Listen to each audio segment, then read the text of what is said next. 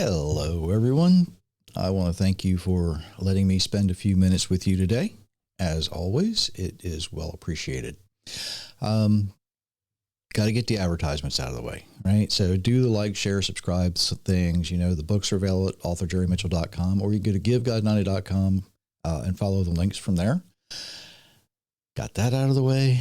Now we can look at what I want to talk about today, and that's going to be fun. I I hope that what I say makes sense. Let me start there, because it's kind of hard to describe in just a few minutes what I want to describe. Okay? So let's start with this question. Do you know somebody who maybe enjoys the adrenaline rush of what might seem or appear to be a hectic, chaotic situation? You know, we think of doctors and nurses in emergency departments, right? They're running around, and it's just looks like organized chaos, right? Maybe you know somebody into racing. They race, you know, the little cars that run around the local dirt tracks. Maybe they race motorcycles. Maybe they race, you know, watch NASCAR races, watch Indy races, those kind of things, you know, the Formula One races.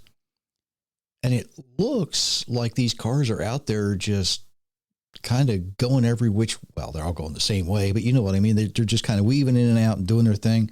And it looks very disorganized. But if auto racing were really that disorganized, there'd be a lot more accidents. In fact, accidents occur when accidents actually occur when somebody does something nobody's expecting, right? Or there's a problem, a mechanical problem. Same with emergency departments and hospitals. Emergency departments and hospitals, it might look like everybody's running around not knowing what's going on. But if it wasn't organized, if it didn't have some type of organization to it, the patient would suffer far more, instead of actually being treated for their illness or their injury. And what I've just described, you know, if you on the outside looking in, looks like one thing, but when you're on the inside, it's something different. You know, we look at it, we might see something in disarray. It might look like pandemonium. But to the people who are there, it's very, very well organized. I watched a ballet once. Okay, I'm not a big dance fan of any kind. And when you look at it, you know, the dancers are extremely talented. They work hard, not taking that away from them. But it appears to somebody like me who doesn't know the story, who doesn't realize what they're looking at, that they're just a bunch of well-trained dancers out there, you know, spinning and jumping. But really, the reality is it's an extremely well orchestrated performance that tells a story, right? But if you're just kind of glancing at it, you're going, what are these people doing? We see it all the time. Sometimes sporting events can look like that, right? But the reality is those players rehearse and practice those plays time after time after time. But that's not really what I want to get into. I want to look at the people who actually choose to live in real turmoil constantly, right? They might say, oh, I thrive on chaos. The problem is these people are usually far less joyful. You know, they might think they're happy, but they're far less joyful than the people who want to live in peace and in harmony with creation. I should probably say this because it gets complicated just a little bit. But a lot of people who actually work with creation don't realize they're working with creation. Okay? Let me go here a little bit. Think about a master craftsman who works with wood. They might not realize they're working with creation. Yes, trees are created. Not what I mean. They will choose their lumber carefully. Right? If they're going to build a piece of furniture, they're going to choose that lumber very carefully. They're going to look at each piece. They're going to look at the grain, and they're going to use each piece the best way that they can, not only to make that grain look appealing in that piece of furniture, but to exaggerate the strength of that piece of lumber and make sure that the grain's running so that the joints fit properly and they don't come apart. Right? They're going to have a piece of furniture that looks good and it's going to last a very, very long time. That's working with creation, working with the natural order, because there is a design to creation. Metal workers do the same thing. You know, they look at what they want to build or what's being called to build, and they'll say, well, I can use this type of metal, whether it's steel, aluminum, brass, copper, whatever it might be. And they're going to find the best way to fasten it together. Sometimes it's by welding. Sometimes it's by soldering. Sometimes you might have to drill it and put a bolt in it to get the result that you want, so that it's going to look good, it's going to last a long time, and it's going to perform exactly the way it's supposed to. Think about gardeners, right? Now, this is an easy one, right? You know, if you're going to want to grow something that grows in warm weather, you're not going to plant the seeds in the snow unless they have to be. You know, you're not going to plant tomato seeds during a snowstorm. It's just, you're not going to get tomatoes, right? If you plant something that needs warmth and sunshine, you're not going to plant it in cold weather. Home builders are the same way, right? You can't build a house from the roof down. You have to go from the foundation up. Now, a lot of these things seem like common sense. And that's because they follow the natural design of creation. You know, tomatoes grow in warm weather, so you plant them just as the weather's warming up. And the people who follow this, are far more content. I'm sorry if I just bumped that microphone. They're far more content. And there's a reason for it. The people who work against creation are always more disconnected because they're trying to go against the design of creation.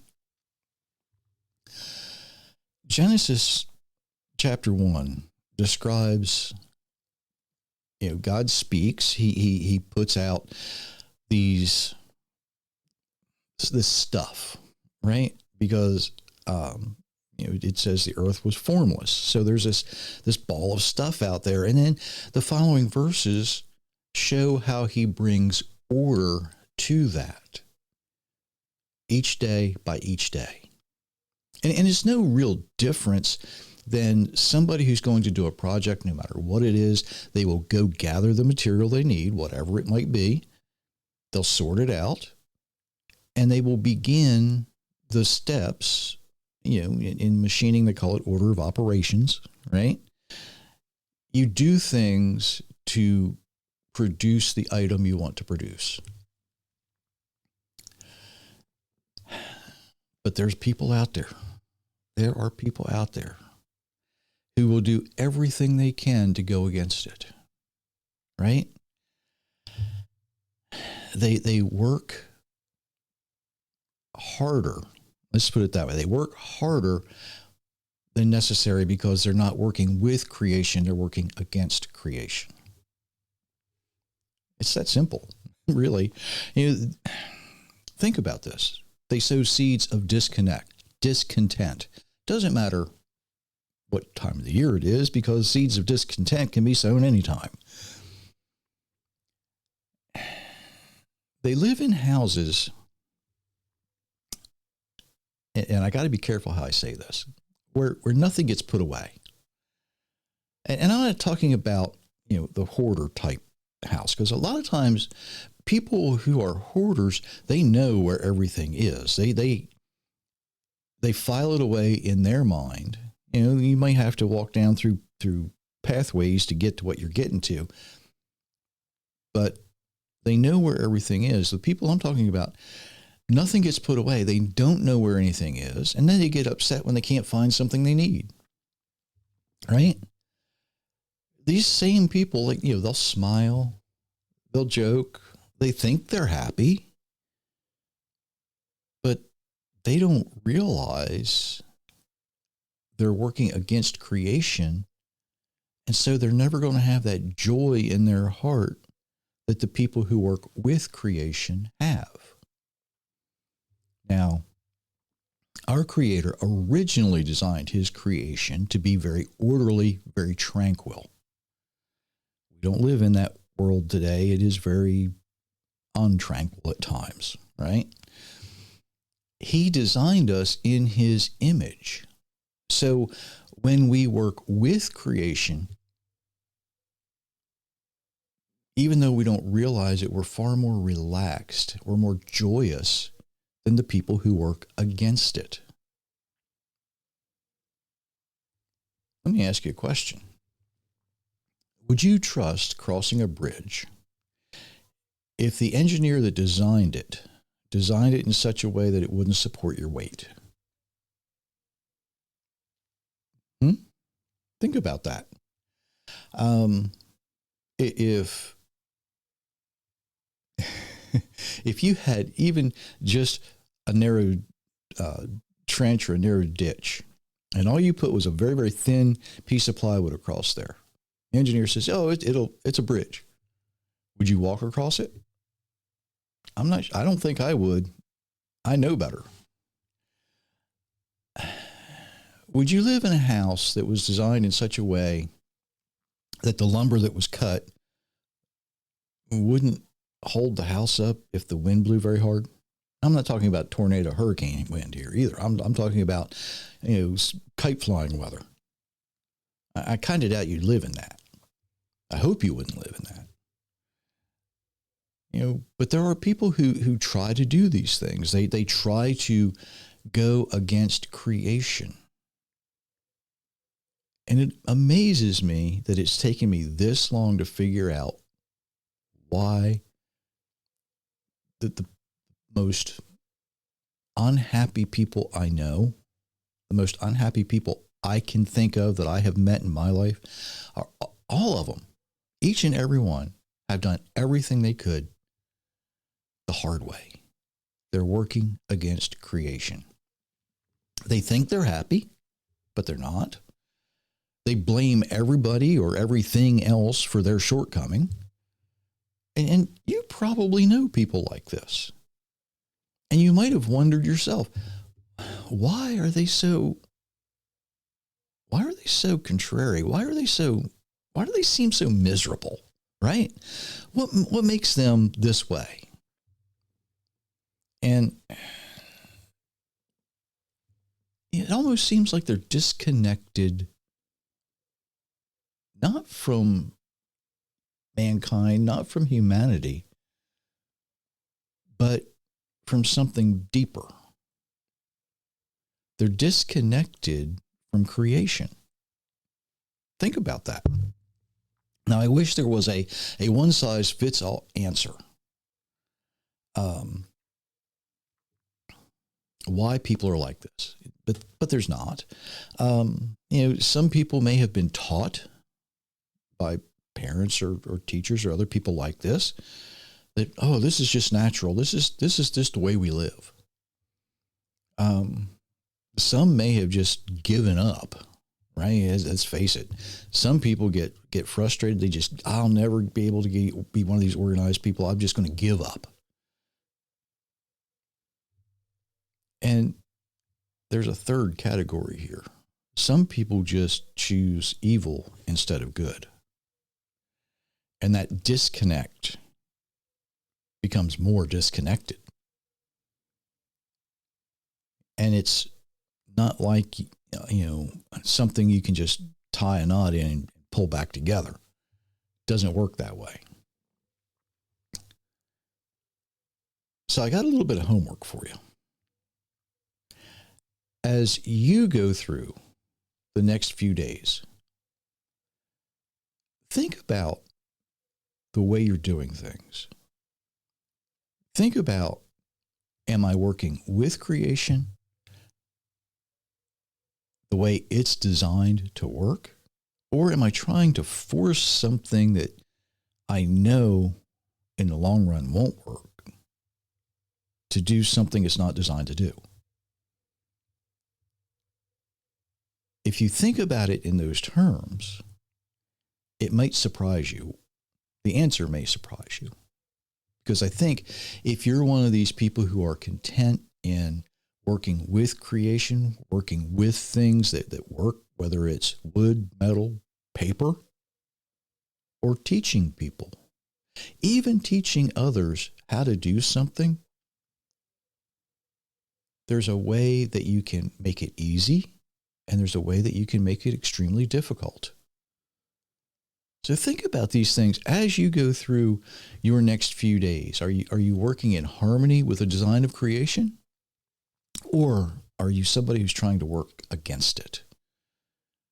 If you're one of those people who's trying to work against it, try working with it instead and see what happens. See what difference it makes in your life. Just something to think about for the next few days. And I do wish each and every one of you many, many blessings, everyone.